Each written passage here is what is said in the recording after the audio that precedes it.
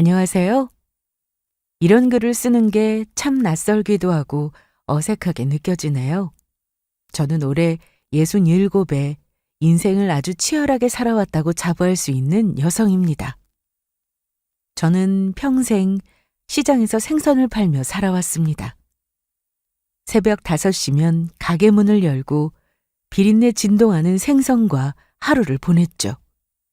그 와중에 아들 도시락도 싸주고 또 일하러 나오고를 반복하며 살아왔어요. 젊은 날엔 그 냄새가 부끄러워 손톱 사이까지 칫솔로 문질러 닦기도 했었는데 지금은요, 그냥 제 인생 냄새 같아요. 남편은 일찍 세상을 떠났고 아들 하나 보고 악착같이 살아왔습니다. 누구보다 성실히, 누구보다 조심히 그 아이 하나 건사하려고요. 그랬더니 진짜 대학도 보내고 장가도 보내고 어찌어찌 사람 구실은 시켰다고 생각했습니다. 그런데 참 웃기죠? 그 애가 이제 와서 저를 어떻게 대하는 줄 아세요? 엄마가 아니라 아주 지 와이프 돈줄로 생각하고 있더라고요. 그 사실도 우연히 듣게 된 거지만 참 알아채고 나니까 제가 그동안 그렇게 열심히 살아온 게 뭐가 돼버린 건지 인생 참 허무하더라고요. 지금이야 아들려와는 인연 끊고 살고 있지만요. 쉬운 선택은 아니었어요. 서툴게 적어보는 이야기지만 제 이야기 들어보실래요? 저는 정말 말 그대로 아들 뒷바라지만 무려 40년을 해오며 살아왔습니다. 어릴 때는 젖병 물리고 어떻게든 키워보겠다고 바빴고 초등학교 들어가고 나선 학원비며 급식비며 빠지는 날 없이 챙기느라 하루하루가 전쟁이었어요. 남들은 사춘기 아들 감당 못하지만 저는 그럴 겨를도 없이 그냥 일터로 나갔죠. 중학교 올라가면서부터는 아들이 입은 교복 하나에도 허투루 돈을 못 쓰겠더라고요. 제 옷은 몇 해씩 입어도 아들 운동화는 한철 지나면 꼭 새 걸로 바꿔줬고요. 한창 예민할 때고 사춘기 때면 왜 친구들 신는 신발 따라 신고 싶어 할 거 아니에요? 그래서 제 신발에 구멍 날지언정 아들은 꼭 좋은 브랜드 신발로 신겨주었어요. 생선 장사하면서 물론 몸이 많이 상하기도 했어요. 온종일 장사를 해놓으니 허리며 어깨며 안 아픈 데가 없었어요. 한겨울엔 새벽 찬바람에 손이 얼어서 손가락이 아예 펴지지도 않던 날도 있었고요. 그래도 쉰 적은 한 번도 없었네요. 난들 쉬고 싶지 않았겠어요? 저도 사람인데. 저도 자고 싶고 쉬고 싶고 가끔은 그냥 아무 생각 없이 커피 한잔하며 창밖 바라보는 그런 삶도 부러웠죠. 그런데요, 자식 키워본 사람이라면 다 아실 거예요. 부모 마음이라는 게 그렇잖아요?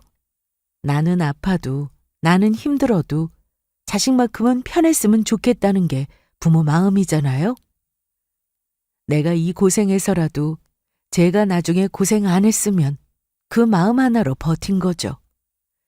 생선 비린내 밴 앞치마 걸치고 하루 종일 서서 장사하고 손가락 갈라지고 진물 놔도 웃으며 손님 맞고 그게 다 아들을 위해서였어요.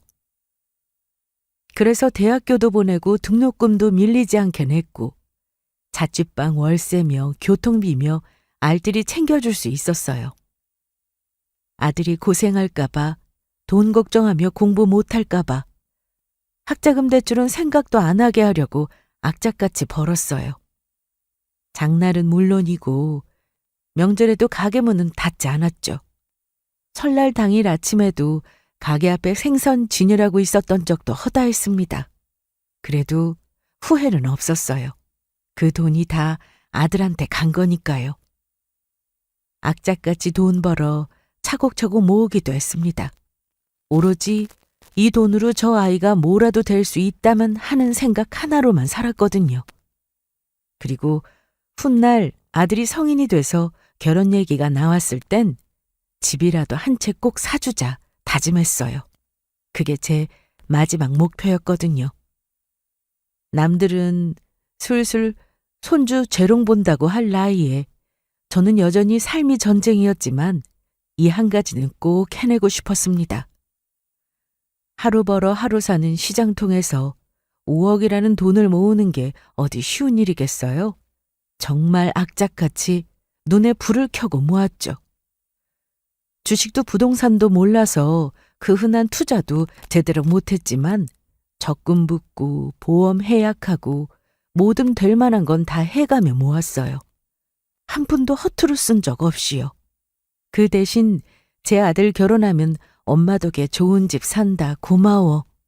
이 한마디 들으면 그 세월이 다 위로받을 것 같았어요. 그렇게 해서 어찌어찌 세월은 흘러 결국 결혼을 앞둔 아들 녀석에게 5억짜리 집을 마련해 줄 수 있었어요. 제가 평생 모은 돈을 다 털어넣은 결과였죠. 분양가 오르기 전 미리 계약 걸어두고 중도금까지 제가 다 마련해 놨어요. 당시엔 얼마나 기뻤는지 몰라요. 제가 이런 걸 해낼 수 있을 줄 몰랐거든요. 제 인생에서 처음이자 마지막으로 아들에게 큰 선물을 해주는 거라고 생각했어요. 부모로서 집이라도 한 채 해줄 수 있었다는 게 정말 너무 다행이라 생각했습니다. 결혼식 날 그 애가 신랑 행진을 할 때 저는 마음속으로 중얼거렸어요. 그래, 이제야 내 짐 하나 내려놓는다. 애가 이제 편하게 잘 살겠지 하고요. 후련한 마음도 들었지만 참 오래 걸렸다 싶은 생각도 들었습니다. 그렇게 결혼식은 무난하게 잘 치러졌습니다. 신부도 참 예뻤고 아들도 제법 어른스러워진 얼굴이었어요. 하객들 앞에서 서 있는 아들의 모습이 어찌나 대견한지 아들을 보는데 글쎄 지금까지의 저의 인생이 주마등처럼 스쳐 지나가더라고요. 이제 저 애도 제 가정을 이루는구나 싶은 마음이 대견스럽기도 하고 울컥하기도 하고 결혼식 날은 유독 감정이 많이 요동치긴 하더라고요. 결혼할 때 제가 5억짜리 집을 사준 것만으로도 큰 선물이라 생각했지만 거기서 끝은 아니었어요. 며느리 취향에 맞게끔 부분적인 집 인테리어며 혼수며 결혼식 준비까지 돈 들어갈 곳이 한두 군데가 아니더라고요. 그래서 추가로 5천만 원 정도를 더 보태줬습니다. 결혼식장 예약금, 사진 촬영비, 배백비, 그리고 신혼여행 경비까지 거진 제가 거의 다 부담해 줬어요. 뭐 그때까지만 해도 기쁜 마음이었죠.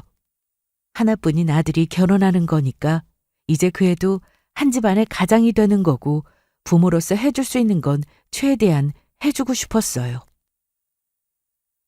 아들 부부가 사는 집은 제 집에서 대중교통으로 1시간 남짓, 차로는 30분 정도 되는 거리에 있어요. 가깝지도 멀지도 않은 거리죠. 그래서 가끔은 제가 반찬을 해다 주거나 김치를 담그는 날엔 가져다 먹으라고 주기도 했습니다. 어쩌다 아들 부부가 제게 오기도 하고요. 서로 오가며 얼굴 보는 그런 사이였죠. 물론 신혼 초니까 불편할까 싶어 제가 더 조심하려 하긴 했어요. 그래도 친정엄마처럼 마냥 시어머니가 편한 건 아닐 테니까요. 그래도 편하게 지내지는 못해도 어색함 없이 서로 아끼는 그런 가족이 될 줄 알았어요. 그런데 어느 순간부터인지 뭔가 이상하더라고요. 처음엔 그냥 제 기분 탓인 줄 알았는데 살림하느라 피곤해서 그런가 아니면 제가 너무 예민한가 싶어 그냥 넘어가려 했던 날이 많았어요. 하지만 며느리와 아들의 태도가 이상하리만큼 달라졌다는 느낌이 강하게 들더라고요. 전엔 제가 찾아가면 환하게 웃으며 문을 열어주던 며느리가 어느 날부터는 그냥 무표정한 얼굴로 퉁명스럽게 어머님 오셨어요? 하고 말더라고요. 어쩔 땐 문 앞에 슬리퍼도 안 꺼내와서 제가 혼자 맨발로 들어갔던 적도 있었고요. 슬리퍼야 별 문제 될 건 아니지만 평소와 다른 행동들이 하나둘씩 눈에 보이더라는 거죠. 더 이상했던 건 제가 앉았던 자리에 곧바로 탈취제를 뿌리는 모습이었습니다. 제가 등을 돌리거나 잠시 화장실이라도 다녀오면 어느새 그 자리에 뿌리는 소리가 들려오고 자리에 돌아왔을 땐 강한 탈취제 냄새가 맴돌았어요. 거기다 방 안에는 항상 디퓨저가 과하게 많이 놓여 있더라고요. 한두 개도 아니고 각 방마다 심지어 신발장 안까지도요. 그 향이 얼마나 강하던지 현관문을 열자마자 코를 찌를 정도였어요. 오래 맡고 있으면 두통까지 오더라고요. 물론 요즘은 다들 향기 나는 집을 좋아한다고 하니 그러려니 하려 했지만 왠지 모르게 그 모든 것들이 저를 향한 불편함을 드러내는 것처럼 느껴지더라고요. 마치 제가 냄새나는 사람이라도 되는 것처럼 말이죠. 그날 이후로는 제가 괜히 예민한 건가 싶어 스스로를 다그치기도 했습니다. 에이, 설마 내 자식이 나를 그렇게 느끼겠어? 하고 말이죠. 하지만 진짜 혹시 내 옷에서 생선 냄새라도 나는 걸까? 그런 걱정이 들기 시작했습니다. 그래서 그 다음부터는 아들네 집에 들릴 일이 있을 때마다 꼭 동네 목욕탕에 먼저 들리고 찾아갔어요. 온몸을 씻고 손톱까지 깔끔하게 정리하는, 심지어 새 옷으로 갈아입고 향수까지 뿌리고 가기도 했다니까요.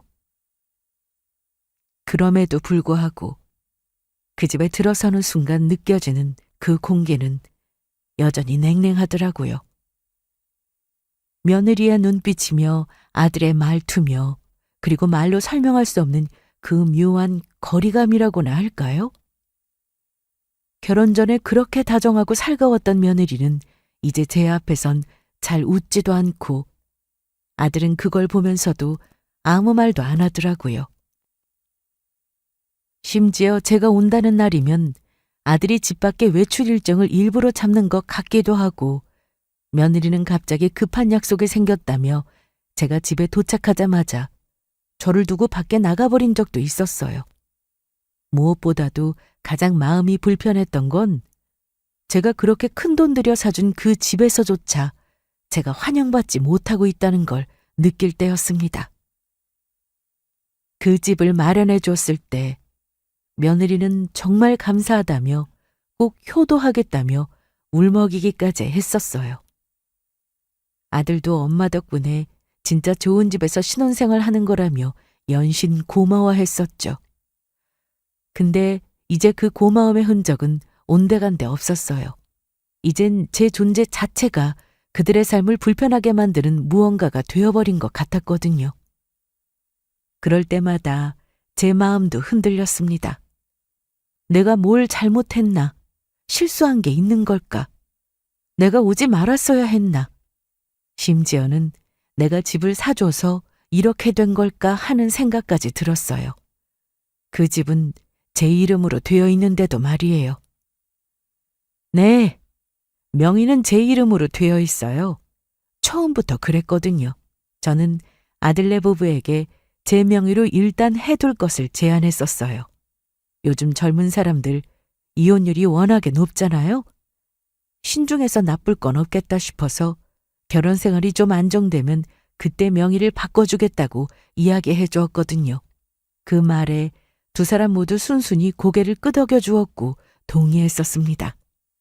그때 아들의 반응을 보면 절 믿는다고 생각했었어요. 근데 지금은 달라요. 그 아이들은 절 거추장스러운 존재로 보기 시작했고 심지어 냄새나는 노인네처럼 여기는 것 같더라고요. 마음이 무너지는 기분이라는 게 뭔지 저는 그때 처음 느꼈던 것 같아요. 말로 상처 주지 않아도 눈빛 하나, 태도 하나라도 사람을 얼마나 깊게 베일 수 있는지를 그 애들을 통해 느낄 수 있었습니다. 그러다 결국 한 사건이 터지고야 말았어요. 아들네 집을 마지막으로 다녀온 게 언제였나 손꼽아 보니 벌써 두어 달은 지난 때였어요. 그동안은 저도 마음이 상해서 일부러 발길을 줄였었거든요. 가봤자 반가워하지도 않고 오히려 제가 민폐가 되는 것 같았으니까요. 그래서 그냥 속 편하게 안 가는 게 낫겠다 싶었죠. 그런데 마침 그 주에 지인에게 한우 고기를 좀 받게 됐었어요. 혼자 먹기엔 양이 너무 많았고 그렇다고 주변에 나눌 사람도 딱히 없으니 아침에 갈비라도 재워서 애들 좀 먹으라고 가져다 주자 싶은 생각이 들었습니다. 속으로는 며느리가 고기는 좋아하겠지라는 생각도 들더라고요. 그렇게 저는 오랜만에 아들네 집으로 향했습니다. 초인종을 누르니 며느리가 문을 열어줬는데 예전 같았으면 반갑게 저를 맞이하며 웃어줬을 텐데 여전히 달가워하지 않은 표정이더라고요. 집안에선 여전히 그 과한 디퓨저 향이 코를 찌르듯 났었어요. 머리가 띵하게 지끈거릴 정도로 강한 향이었어요. 어쩌면 일부러 그랬을지도 모르죠. 제가 올 거란 걸 알고 있었으니 향을 더 뿌려둔 건 아닌가 싶기도 했습니다. 아들 역시 반갑다는 말 한마디 없이 소파에 앉아 사람은 거들떠보지도 않고 핸드폰만 들여다보고 있더라고요.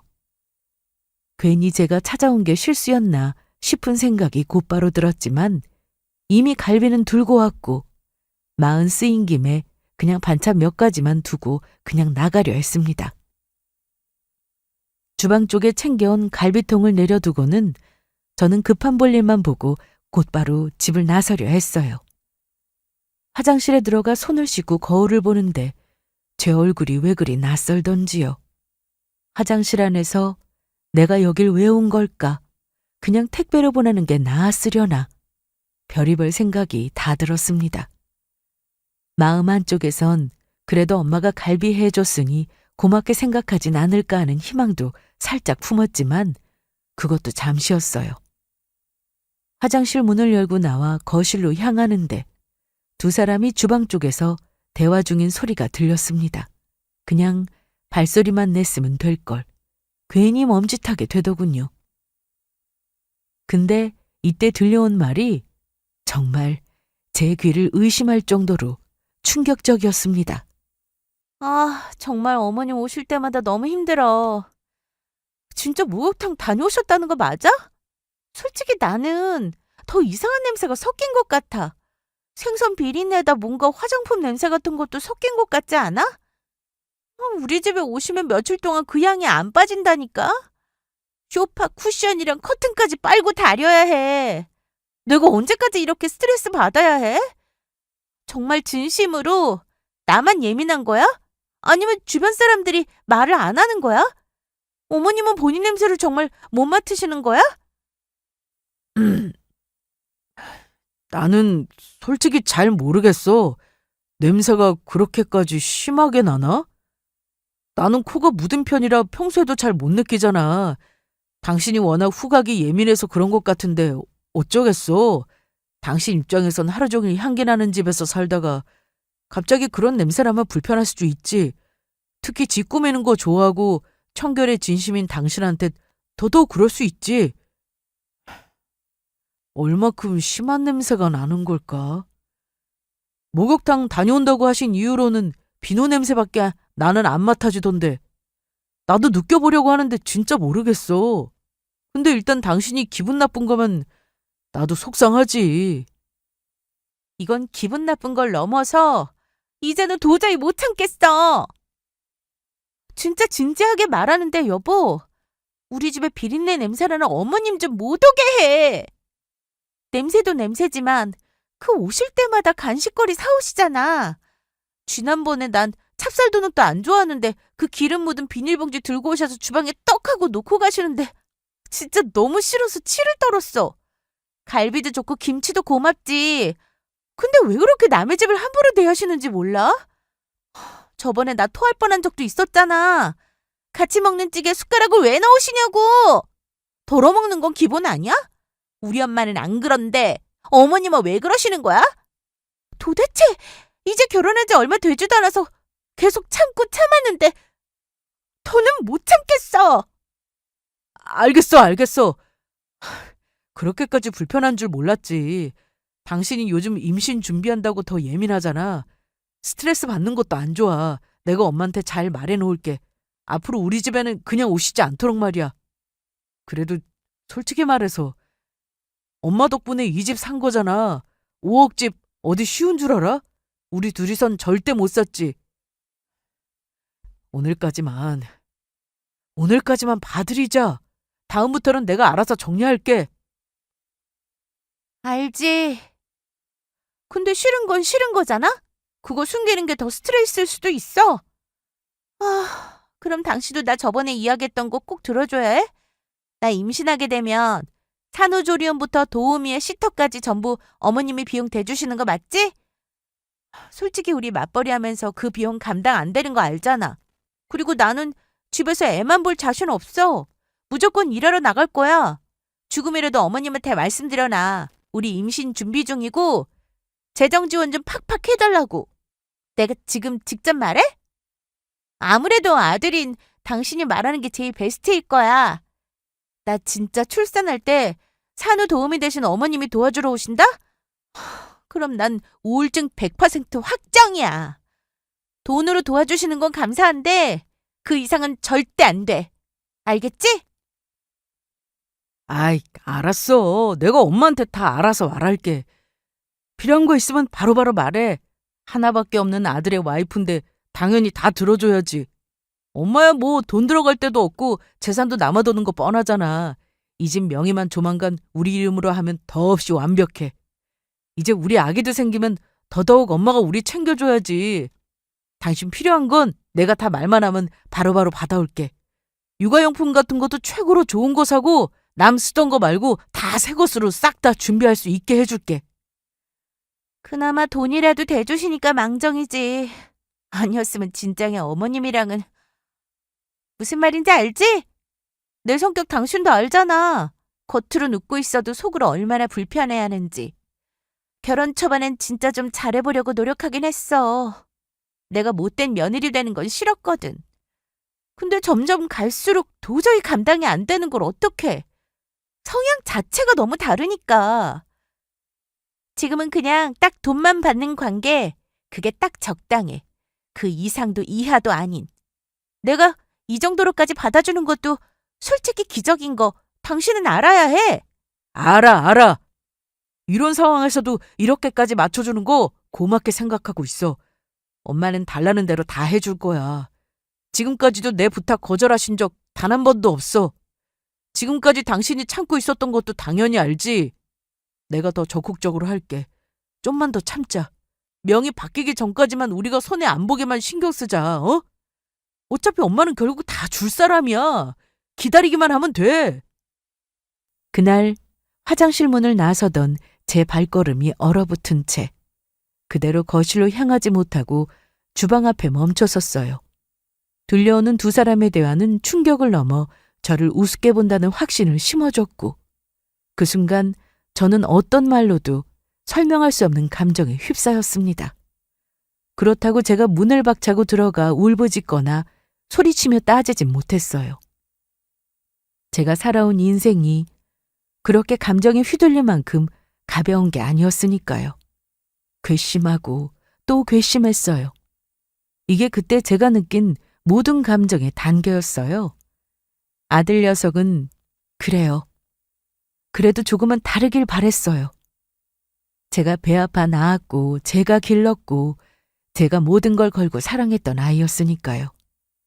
하지만 그날 그 자리에서 아들은 며느리에게 아무런 반박도 하지 않고 있더라고요.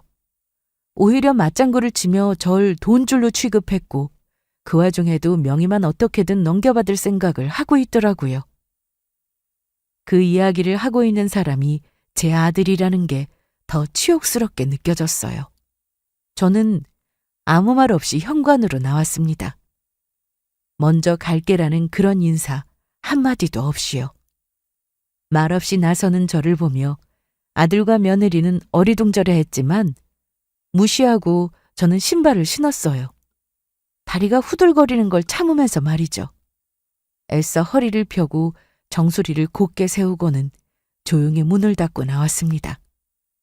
집으로 돌아오는 길 버스 창밖으로는 노을이 지고 있었지만 제 눈엔 붉게 물든 하늘을 볼 여유조차 없게 느껴지더라고요.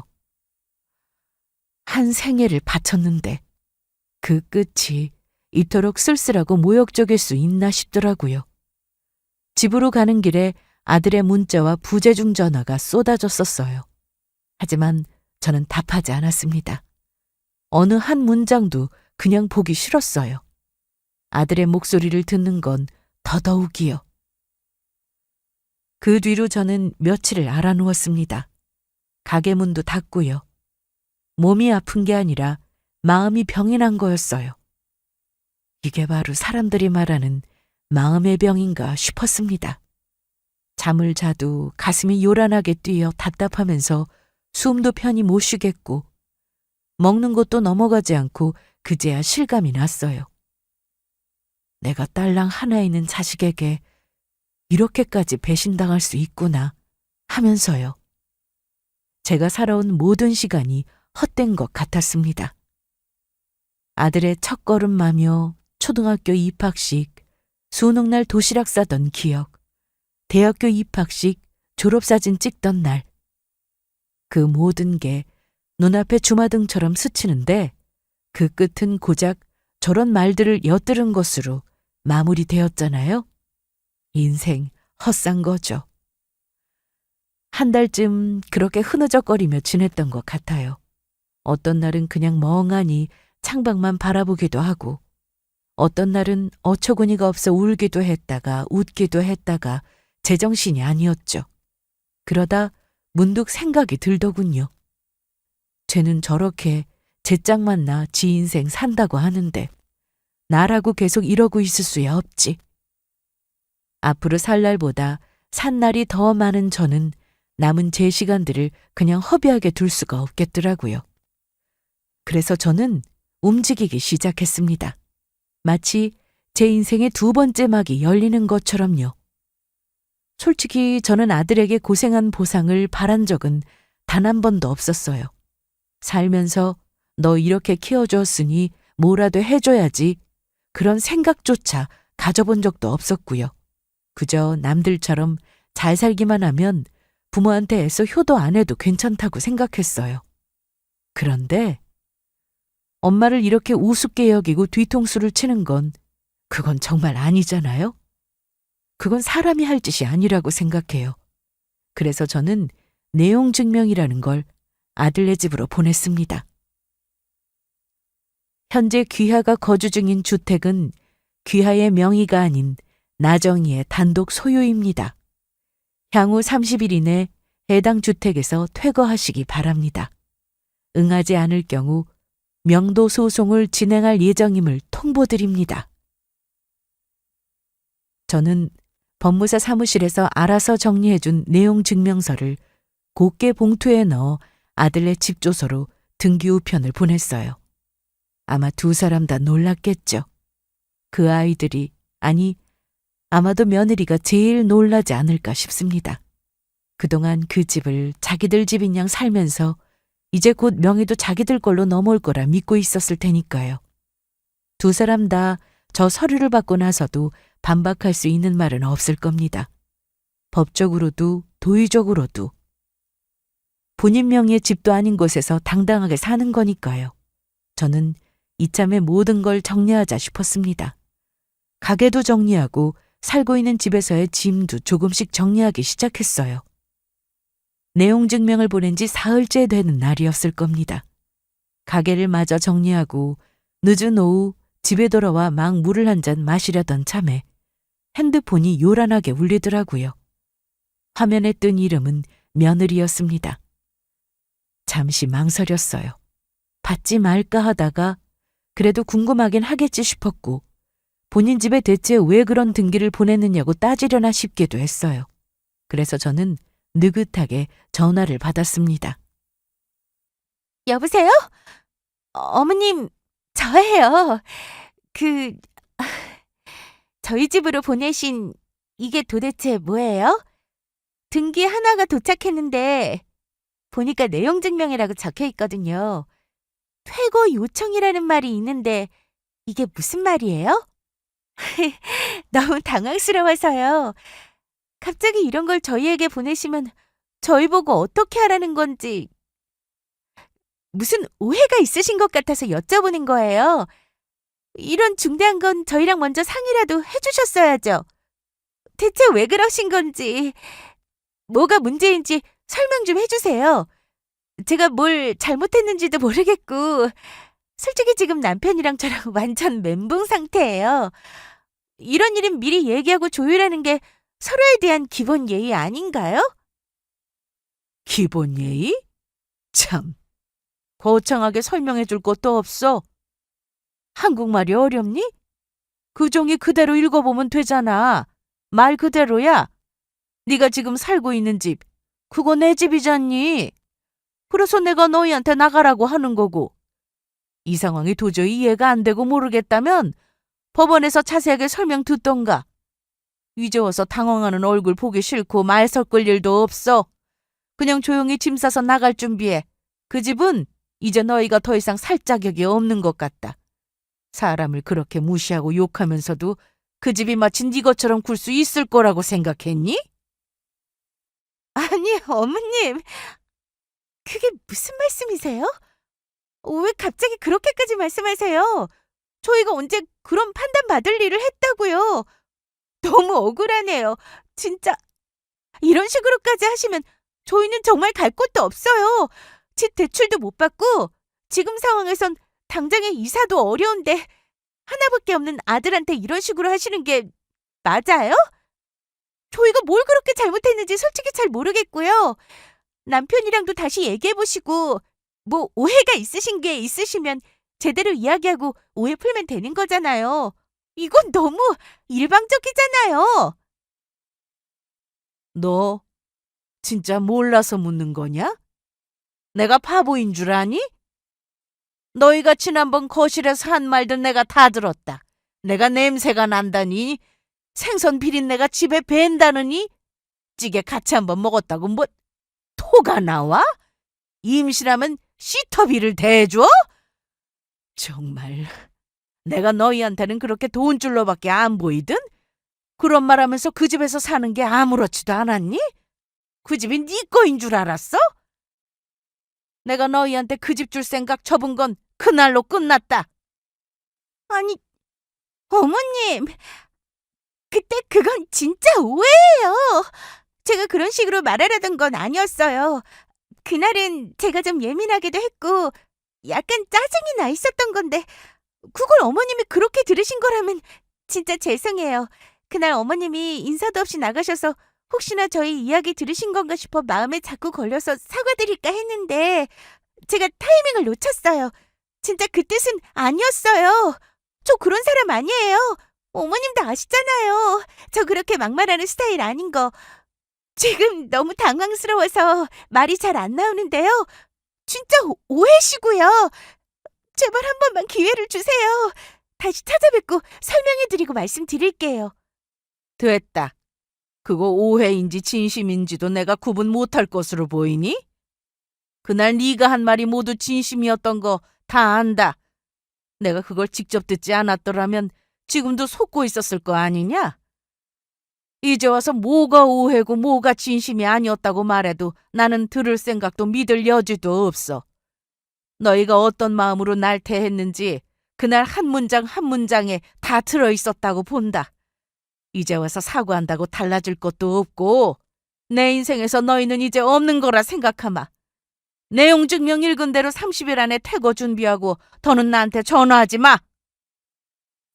그렇게 전화를 끊고 나서도 며느리와 아들로부터 번갈아가며 전화가 오곤 했지만 싹 무시해버렸습니다.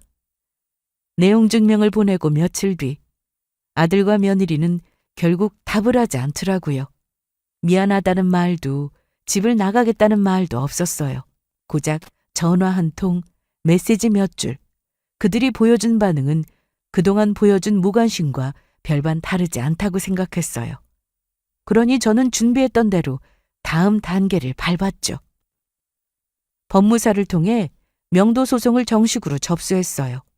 접수부터 1심 판결까지는 석 달쯤 걸렸던 것 같네요. 그 사이 저는 아들네 부부가 모르게 집을 이사했습니다. 아들과 훨씬 떨어져 있는 한적한 곳으로요. 이렇게 하지 않으면 아들의 손에서 벗어나지 못할 것 같았거든요. 법원에서 통보가 나가고 아들 부부는 오히려 법적 대응을 준비하겠다는 문자를 제게 보내오더라고요. 하지만 과연 그게 가능한 일일까 싶었습니다. 집은 법적으로 온전히 제 소유였고 계약서도 등기부 등본도 모든 서류가 그것을 증명하고 있으니까요. 재판날 법정에서 오랜만에 아들 부부와 마주했어요. 서로 말도 주고받지 않았죠. 아들네 부부는 오히려 저를 원망하는 눈빛으로 바라보고 있더라고요. 저는 그들을 무시하고 오히려 담담하게 판사님의 물음에만 온전히 대답했어요. 판결은 당연한 저의 승소로 마무리가 되었어요. 법원은 아들 부부에게 30일 이내에 해당 주택에서 퇴거하라는 명령을 내렸습니다. 강제 집행도 가능하다고 덧붙였죠.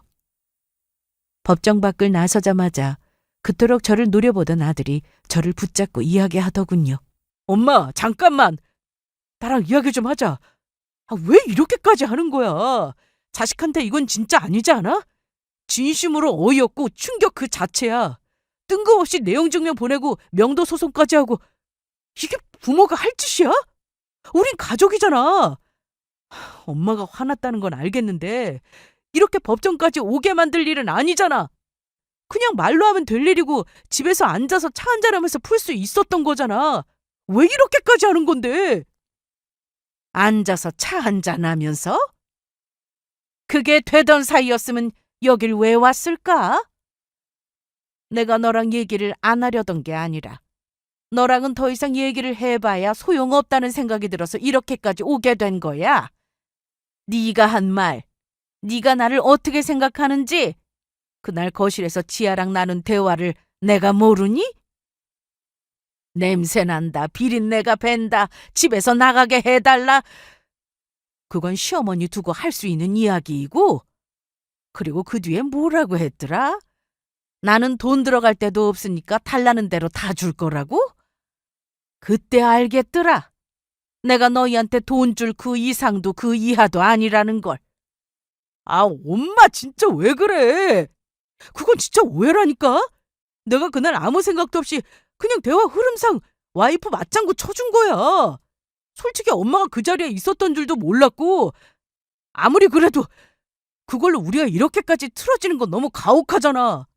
그리고 엄마도 알잖아. 나 엄마 없으면 여기까지 못 왔어. 나도 고마운 마음 있다고. 근데 사람 말이란 게 실수로 나오는 경우도 있고 순간적인 감정도 있는 거잖아. 실수? 감정? 그래, 실수였다고 치자. 한 번 말실수였다고 해보자고. 그럼 그 다음은? 사과 한 통이라도 했니? 찾아와서 얼굴 보고 사과라도 했어? 아니지. 와이프 비유 맞춰주느라 그럴 새도 없었겠지. 그러니까 그건 실수가 아니라 너희의 진심이고 평소 생각이고 너희가 날 대하는 방식 그 자체였던 거야. 진짜 아니래도 그러네. 아니 그게 진심이었다면 내가 엄마한테 결혼식 때 고개 숙이고 인사하고 이렇게 키워줘서 고맙다고 눈물까지 흘렸겠어? 기억나잖아. 난 진짜 엄마가 자랑스러웠어. 생선 장사하면서도 나 이렇게 키운 거 나도 고맙게 생각하고 있다고. 근데 왜 겨우 그런 이야기 가지고 이렇게까지 추잡스럽게 일을 만드냐고. 진짜 이게 마지막이야? 엄마는 나랑 이렇게 끝내고 싶어? 딱 한 번만 기회를 줘. 명의 넘기라는 말 안 할 테니까 집은 좀 그냥 살게 해줘라. 어? 기회? 그럼 난 네 인생에 몇 번이나 기회를 줘야 하니? 유치원도 중학교도 군대도 첫 직장 떨어졌을 때도 너 아무것도 없던 시절에 나는 단 한 번도 너 외면한 적 없어. 그런 엄마한테 비린내 난다 토할 것 같다라고 말하는 와이프한테 너는 화 한 번 내지도 않고 오히려 돈 들어갈 데 없다면서 나한테 시터 비용 다 받아내겠다고 하고 있는데 그게 어딜 봐서 고마움을 느끼는 사람의 행동이니? 그 집 명의 바꿔받을 생각부터 하고 있었잖아. 내 아들이 아니더라도 그런 인간한테 집을 줄 수는 없어. 정말 그렇게까지 미운 거야? 엄마가 이 집을 뺐으면 나 이제 진짜 바닥에 나앉게 생기는 건데 나는 엄마라면 적어도 그 정도까지는 안 할 줄 알았어. 그래, 말 잘못했다. 입방정 떨었어. 그게 그렇게까지 치명적인 거야?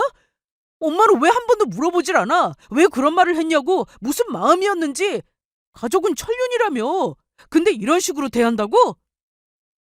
너한테 칩을 준 건 보상이나 조건이 아니었어. 그저 네가 잘 살아가길 바라는 엄마의 마음이었지. 근데 그걸 이용한 건 너야. 엄마라는 존재를 냄새라는 존재로 만들어버린 거라고. 나는 이제 사람 구실하고 싶어. 냄새라는 돈줄이 아니라 그냥 한 사람으로서 내 인생 살고 싶다고. 그래서 정리하는 거야. 이 집도 너도. 지금 이 순간부터 나한테 넌 그냥 지나가던 남이야. 진짜 끝까지 끝을 보겠다는 거지? 알겠어. 더는 말 안 할게. 이제 와서 후회해도 이미 늦은 거잖아. 근데 엄마, 솔직히 말해서 엄마도 알잖아. 요즘 세상에 집 하나 없으면 얼마나 힘든지. 내가 지금 이 나이에 전세 얻기도 빠듯하고 대출도 안 나오는데 내가 잘 살아야 엄마한테 효도라도 하지. 지금 이 상황에서 엄마가 집 뺏어가면 나 그냥 한순간에 무너지는 거야. 엄만 그걸 원해? 실컷 나 다 키워놓고 이젠 망하길 바라는 거야? 그래. 네 말이 맞지. 요즘 집 하나 갖기 참 어려운 세상인 거. 근데 그 힘든 걸 해냈어 난. 내 두 손으로. 새벽마다 비닐 덮고 생선 손질하고 뼈에 칼자국 나도록 일해서 너 대학 보내고 결혼시켜주고 집도 사줬다. 근데 그 결과가 뭐였니? 돈 있는 사람을 우습게 보지 말고 없는 사람에게서 배려를 배워. 이게 내가 너한테 해주는 마지막 가르침이다. 내가 진짜 어떤 사람인지 나도 너를 통해서 배웠다. 사람이 어디까지 참다 보면 무너지는지를, 그 무너진 마음이 어떻게 다시는 돌아가지 않는지를. 나는 더는 네 엄마로 살고 싶지 않아. 그리고 너도 나를 엄마로 생각하지 마. 와, 진짜 엄마 이렇게 매정할 수가 있어? 엄마 맞아? 어떻게 사람이 이래? 그렇게 정없게 나가버리면 끝이야? 아무리 그래도 그렇지 지금껏 키워온 적은 없냐고. 잠깐 웃겠다고 평생 쌓은 관계를 다 끊어버리는 게 말이 되냐? 그냥 좀 넘어가 주면 안 돼? 뭐 그렇게까지 깐깐하게 굴어야 해. 엄마가 봐주면 되잖아. 어차피 남 좋은 일 시킬 것도 아니고 우린 가족인데. 가족끼리 이럴 일은 아니잖아. 내가 돈 좀 필요해서 그런 거지 그게 그렇게 잘못됐냐? 결국 집도 엄마가 죽으면 다 내 거 되는 거 아니었어? 근데 지금 이렇게 쫓아내고 돈까지 없앤다고? 진짜 너무하네. 그래, 나 이 말 듣고 싶어서 여기까지 왔어. 네 본색 이렇게라도 꺼내줘서 고맙다. 결국 네 입에서 내 거 되는 거 아니었냐는 말이 나올 줄 알았지. 명의 안 바꿔주길 천만다행이지. 그래서 조용히 등기부 떼보고 법무사 찾아가고 준비 다 해둔 거야. 잘 들어. 앞으로 나한테서 1원이라도 얻어갈 생각하지 마라. 내 통장은 이제 너한테 잠긴 금고야. 그리고 열쇠도 암호도 권한도 네가 아니라 내가 갖고 있어. 그 집도 그 돈도. 네가 은근슬쩍 노리고 있었던 내 남은 것들도 이젠 너랑은 아무 상관없는 세상으로 보내버릴 거라고. 넌 그냥 거기서 끝이야. 이 말은 꼭 해두고 싶은데 내가 죽은 뒤에도 네 손에 내 돈 한 푼 안 흘러가게 할 거야. 내가 피땀 흘려 번 돈, 내 손이 갈라지고 허리가 부러져라 벌어온 그 돈, 너 같은 불효자 손에 들어가는 꼴은 내가 땅속에서 눈 뜨고라도 못 본다. 혹시라도 내가 죽으면 뭔가 남는 게 있을까 싶어서 기다릴 생각이라면 애초에 헛된 기대는 하지 마라. 나는 살아서도 너를 잘라냈고 죽어서도 절대 널 남기지 않을 거니까. 이게 내가 너한테 하는 마지막 유언이야. 저는 속에 담아놓은 말을 아들에게 쏟아붓고는 곧장 자리를 떠났습니다. 말은 뱉었지만 정말 가슴이 찢어지는 느낌이 들었어요. 뒤를 돌아서는 순간 눈물이 쉴 새 없이 흘러나오더라고요.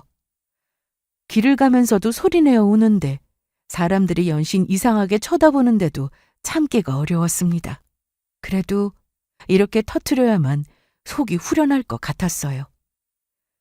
그 후로 저는 조용하고 평화로운 마을에 방 2개짜리 집을 구해 살고 있어요. 아직까지 시장의 활기찬 분위기도 그리고 자주 뵀던 손님들의 얼굴도 눈에 선해요. 하지만 이제는 조금 다른 방식으로 살아보고 싶더라고요. 누구에게도 침해받지 않는 저만의 시간과 공간을 누리면서 말이에요. 이사를 끝내고 곧바로 저의 자산까지도 정리했었어요. 그동안 아껴뒀던 예금과 통장들, 보험, 적금, 정말 필요한 만큼의 노후 자금만을 남겨놓고는 전부 정리해서 공익단체에 기부해버렸어요. 사회복지단체에 직접 찾아가 기부 의사도 밝혔고 일부는 청년지원 프로그램에 일부는 미혼모 생활지원 기금에 쓰이게 해달라고 부탁드렸습니다. 남은 재산들도 저에게 쓰면 되지 못하러 사회에 기부하나 싶을 수도 있겠지만 이미 혼자 남은 거 누려봐야 얼마큼 호화 생활하며 즐겁게 보내겠어요. 적당히 부족하지 않을 정도의 입에 풀칠만 할 정도면 됐지 싶었습니다. 몸은 이미 상할 대로 상해서 어디 여행은 꿈도 못 꾼 지 오래고 언제 아플지 모르는 이 몸을 위해 혹시나 싶은 치료비 정도는 남겨두었어요. 제 건강과 앞으로의 시간을 유지할 최소한의 생활비 정도 말이에요. 그리고 한편으로는 아들이 제 재산의 어느 정도를 알고 있다면 분명 언젠가 찾아와 돈을 달라고 한다든지 제가 죽으면 저의 사망보험금을 담하겠죠. 그래서 이렇게 쓰일 바에야 좋은 곳에 사용되는 게 제가 마음이 더 편할 것 같아서 그렇게 결심한 것도 있습니다. 누군가는 너무 극단적이라고 말하는지도 모르겠네요. 그래도 자식인데 하고요. 하지만 달라지지 않을 자식을 보며 저도 어쩔 수 없이 이런 선택을 하게 되었네요. 안타까운 마음을 품고 있어야 하는 제 마음은 오죽할까요? 제가 살고 있는 곳은 바닷가 근처에 위치해 있어요. 평생 생선 팔던 제가 이제는 바닷바람을 맡으며 삽니다. 아침엔 따뜻한 커피를 내려 마시고 낮에는 마을회관에 가서 여러 행사도 참여해보고 프로그램도 듣곤 해요. 또 가끔은 산책도 하며 동네 어르신들과 인사를 나누고 이름도 모르는 이웃과 김치 담그는 법을 이야기하곤 하죠. 그렇게 조용한 일상을 보내고 있어요. 하루는 제게 묻더라고요.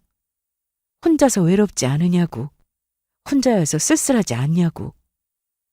글쎄요, 사람 마음이라는 게 그렇더군요. 무조건 옆에 사람이 있다고 덜 외로운 건 아니더라고요. 누군가와 함께 있으면서도 서러운 삶을 사느니 차라리 혼자여도 평온한 삶이 더 나은 선택일지도 모르겠습니다. 무시당하지 않고 깔보이지 않고 제 인생을 제가 스스로 결정하며 사는 이 삶이 이제는 참 마음에 듭니다. 그 집은 결국 부동산에 넘겼고 남은 잔금까지 받은 뒤 계좌를 깨끗이 비워두었어요. 이제는 은행 알림도 울리지 않아요. 휴대폰엔 아무 연락도 오지 않고요. 집 초인종도 고장난 지 제법 되었는데 고장난 채로 그대로 두고 살고 있습니다. 세상에 너무 많은 소리들이 있었기에 이 정도는 안 나도 괜찮지 않을까 하고요. 바다를 보면 꼭 제 마음을 비치는 거울 같아요. 그 안에서 울던 저를 보내고 이제 웃고 있는 저를 맞이해 봅니다. 누군가에게 사랑받지 못해 괴로워하기보다 남은 시간 동안 저 스스로를 사랑하는 법을 배워보고 싶어요. 그러니 이 이야기를 여기까지 읽어주신 분께 마지막으로 부탁드릴 게 있습니다. 저 같은 엄마들이, 저 같은 여자가 더는 상처받지 않고 이겨낼 힘을 얻을 수 있도록 격려해 주세요. 힘이 되어 주세요. 감사합니다.